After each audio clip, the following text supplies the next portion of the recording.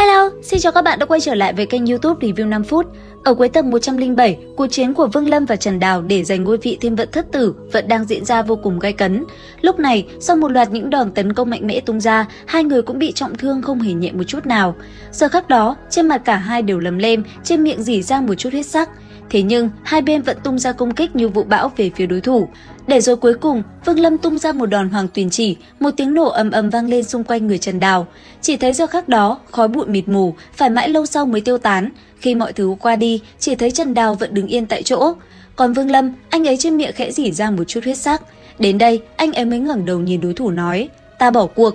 Nghe vậy, Trần Đào cũng lạnh giọng đáp, chờ sau khi ngươi đạt vấn đỉnh thì ngươi lại tái chiến, lão thất. Và lúc đó, đồng thời phía xa, Thiên Vận Tử nhìn Vương Lâm, vẻ tán thưởng trong mắt lại càng nồng đậm, khẽ cười nói, hai người các ngươi đều cùng là người của Tử hệ, đều là đệ tử của vi sư. Hôm nay ngươi đã thắng, Trần Đào, phong hiệu Thiên Vận thất tử của Tử hệ thuộc về ngươi. Nói xong, Thiên Vận Tử điểm về mi tâm của mình, lập tức một khối tinh thể trong suốt lóe ra từ trên trán hắn chậm rãi bay vào tay của lão. Sau đó lão vung tay, tinh thể này lập tức hóa thành một đạo tử hồng bay đến trước người Trần Đào, nhanh chóng dung nhập vào bên trong mi tâm hắn rồi nói: "Ngươi không phải là lần đầu tiên đạt được phong hiệu Thiên Vận thất tử, tự mình cảm ngộ đi." Nghe thế, Trần Đào thở sâu, hướng về Thiên Vận Tử cúi đầu thật sâu cung kính nói: "Đệ tử tạ ơn sư tôn." Thiên Vận Tử gật đầu, sau đó ánh mắt đảo qua, dừng trên người những tu sĩ xung quanh khoảng sân rộng lớn, rồi ôm quyền ôn tồn nói: "Chư vị, đại thọ vạn năm tuổi của lão phu đến hôm nay coi như kết thúc, chư vị hãy ở lại nghỉ ngơi vài ngày, chúng ta cùng nhau luận đạo, ấn chứng đạo quả." Nghe được lời này, những tu sĩ xung quanh đều ngữ khí khách sáo, tuyệt đại bộ phận đều không ở lại mà tản ra. Trong thời gian ngắn, bên ngoài Thiên Vận Tông có mấy vạn đạo trường hồng bỗng nhiên xuất hiện, bay về phía xa xa rời đi. Đến đây, ánh mắt của Thiên Vận Tử nhíu lại, rồi nhìn về phía Vương Lâm nói: "Ngươi đi theo ta tế bái tổ linh, sau đó vi sư sẽ truyền cho ngươi cấm pháp thần thông, cho ngươi pháp bảo bản mạng. Từ nay về sau, ngươi là chân chính đệ tử của Thiên Vận Tử ta."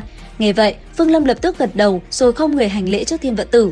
Đáp lại, Thiên Vận Tử khẽ gật đầu, sau đó tay áo vung lên, một đám mây bảy màu thật lớn bỗng nhiên từ bên trong hư không xuất hiện cuốn lấy người Vương Lâm, mang hắn theo rồi bay nhanh về phía chân trời. Chớp mắt, chỉ thoáng vài giây sau, hiện ra trước mặt Vương Lâm là một mảnh thiên địa với ba ngọn núi cao sừng sững còn đẹp hơn mấy lần so với tiên cảnh.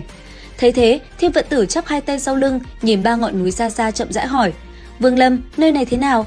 Hàn khí này thật kinh người, nhưng lại chính là nơi tuyệt vời để tu luyện công pháp có thuộc tính âm hàn. Chỉ thế thôi sao?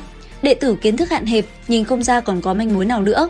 Nếu ngươi có thể nói ra manh mối của nơi này, khi truyền thụ cấm pháp thần thông cho ngươi, vi sư sẽ có thể ngoại lệ cho ngươi chọn lựa cấm pháp thần thông mà mình muốn. Cả ngọn núi này là một mảnh tối đen, ngay cả tuyết rơi xuống cũng có màu đen, nhưng tuyết đen này lại không có hàn khí. Đệ tử mơ hồ có thể cảm nhận được một tia sức sống. Sư phụ, ngoại trừ ngọn núi chính giữa là thật, hai ngọn núi bên cạnh là giả. Lời này vừa nói ra, trong mắt Thiên Vận Tử lóe lên một chút kinh ngạc. Hắn cẩn thận nhìn Vương Lâm thật kỹ, rồi cười lớn, tay áo lão vung lên cuốn lấy Vương Lâm, như tia chớp bay thẳng đến ngọn núi chính giữa. Vừa đi, lão vừa lẩm bẩm nói: "Người này tâm trí quả hơn người, chân huyễn pháp của ta, với tu vi anh biến trung kỳ mà hắn có thể nhìn ra một chút manh mối cũng là hiếm có." Còn Vương Lâm, từ khi nhìn thấy ngọn núi này, từng ký ức về lần luyện khí của cổ thần Đồ Ti bất chợt xuất hiện trong đầu. Khi ấy, cổ thần đang luyện một cái tam xoa kích. Thế nhưng, anh ấy rất nhanh đã thu hồi tâm tình và tỉnh táo lại. Bên cạnh Thiên Vận Tử lại nhìn Vương Lâm nói tiếp: "Vương Lâm, dưới điều kiện không sử dụng thuấn di, ngươi đi lên đỉnh núi với thời gian càng ngắn thì sẽ càng được nhiều đồ tốt.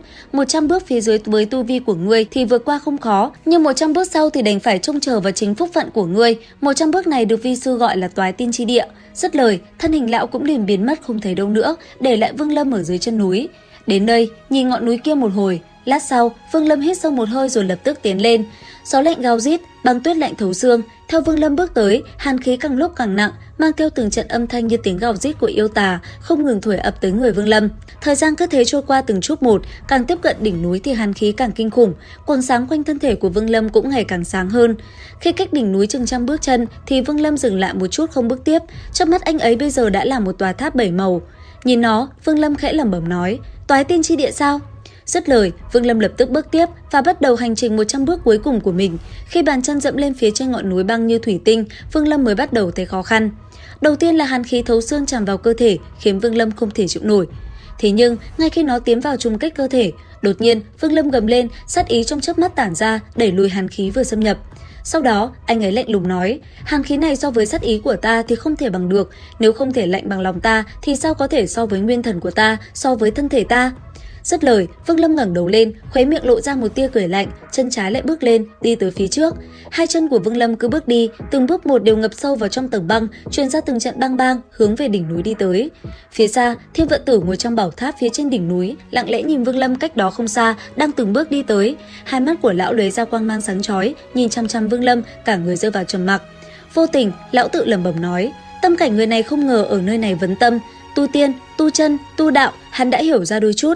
Vương Lâm, vi sư vẫn còn xem thường ngươi, nếu ngươi tu luyện thêm qua vạn năm, không biết có thể đột phá đến cảnh giới thứ 3 không? Lời của lão vừa dứt, khung cảnh lại xoay chuyển về phía của Vương Lâm. Sau khắc đó vừa bước, Vương Lâm vừa suy nghĩ trong lòng lạnh lùng nói: ý cảnh của ta chính là một chút lĩnh ngộ về luân hồi, trong thiên hạ, luân hồi đạo chính là đại vô tình đạo. Lời vừa dứt, bức tranh đen trắng thuộc về ý cảnh của Vương Lâm hiện ra. Sau đó, từng luồng khí xám đen bay vào cơ thể, Vương Lâm gian nan bước thêm một bước đến bậc thứ 22. Nhìn anh ấy, Thiên Vận Tử tự hỏi: Tôn Vân năm đó với tu vi anh biến hậu kỳ đi được 26 bước, Vương Lâm, ngươi có thể bước ra được bao nhiêu bước? Lời vừa dứt, phía xa, Vương Lâm mạnh mẽ ngẩng đầu lên, nhìn bảo tháp trên đỉnh núi, trầm ngâm một lúc, lại nâng chân bước thêm một bước. Lúc này, hắn cũng không chỉ bước ra có một bước mà liên tục 2 bước, 3 bước, 4 bước, 5 bước. Để rồi theo từng bước của Vương Lâm, sự hiểu biết của anh ấy lại càng có sự tiến hóa lớn, nhờ vậy mà anh ấy cũng bước được qua 27 bước, đồng thời ngộ ra ý cảnh nhập thể. Ngồi ở bảo tháp phía trên, Thiên Vận Tử thở sâu, lẩm bẩm nói: trong vòng 100 năm, người này nhất định có hy vọng vấn đỉnh. Lời lão vừa dứt, phía xa, khi Vương Lâm đang do dự ở bước thứ 28 thì Thiên Vận Tử đột nhiên hô lớn nói: đi lên gặp ta. Dứt lời, tầng băng trước người Vương Lâm lập tức phản xạ ánh sáng 7 màu này, một chiếc cầu vồng 7 màu từ phía trên tầng băng xuất hiện trước người Vương Lâm. Sau đó, nó liền mang Vương Lâm về phía bảo tháp, nơi Thiên Vận Tử ở đó. Khi Vương Lâm đi tới, Thiên Vận Tử mới nhìn anh ấy nói: tổ tiên của Thiên Vận Tông ta không phải là tu sĩ mà là thiên vận số, thứ cả đời lão phu theo đuổi chính là thiên vận, hết thảy vận số chính là trời định, là người hay bất kỳ một loại nào đều thuộc vào một chữ vận. Lão phu không có ý định đi Chu Tước Tinh, vừa lúc gặp ngươi đang cảm ngộ hóa thần, tìm kiếm bản nguyên thiên đạo. Ta gặp được, một mặt chính là ta quý người tài, một mặt là vận số giữa ta và ngươi. Điều đó cho thấy ta và ngươi có vận mệnh thầy trò, cả đời Thiên Vận Tử ta tín phụng thiên vận, thế nên đã thu ngươi làm đệ tử. Ngươi bước được 27 bước, chính là vượt ngoài dự liệu của ta, không làm ta thất vọng. Dứt lời, Thiên Vận Tử thu hồi ánh mắt, nâng tay phải lên chụp về hư không một cái, từng đạo ánh sáng 7 màu tràn ngập trời cao. Vừa làm, lão vừa vui mừng nói: ánh sáng thất thải của lão phu phối hợp với 2 màu đen trắng mới chính là thứ đẹp nhất trên thế gian. Vương Lâm, quỳ xuống. Nghe vậy, Vương Lâm không nói lời nào, lập tức quỳ trên mặt đất, ngẩng đầu nhìn về Thiên Vận Tử. Còn Thiên Vận Tử, lão chỉ tay về phía Vương Lâm quát: hôm nay, lão phu dưới ánh sáng 9 màu thu Vương Lâm này làm đệ tử thứ 7 của Tử hệ. Vương Lâm, ngươi có nguyện trở thành đệ tử của lão phu, chuyên tâm tu hành, thành tựu đại đạo, chứng minh đạo quả, ngươi có đồng ý không? Nghe vậy, Vương Lâm dõng dạc đáp: chỉ cần sư phụ không phụ ta, ta sẽ không phụ sư phụ, chỉ cần Thiên Vận Tông không phụ ta, ta sẽ không phụ Thiên Vận Tông, đây là lời hứa của ta, Vương Lâm. Đến đây thì hết tập 108 tiên nghịch, liệu rằng tập 109 sẽ có gì hấp dẫn? Theo dõi kênh YouTube Review 5 phút để biết thêm chi tiết các bạn nhé. Xin chào và hẹn gặp lại.